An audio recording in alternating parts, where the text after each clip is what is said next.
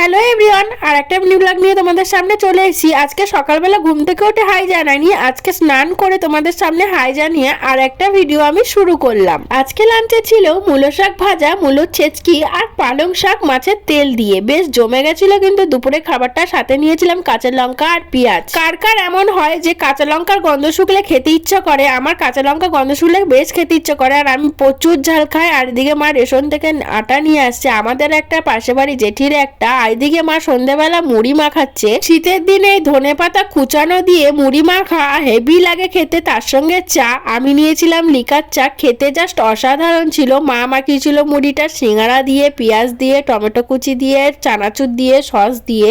মুড়ি মাখাটা জাস্ট অসাধারণ ছিল। আর রাত্রে ডিনারে খেলাম হচ্ছে রুটি। তারপরে দেখো বিড়াল চোর বাবাজি এসছে, ওর জন্য একটা মাছ রেখে দিয়েছিলাম। আর যেহেতু আমি ক্যামেরাটা অন করেছিলাম, ফ্ল্যাশ জ্বলছিল, সেই দেখে চলেও গেল চোরটা।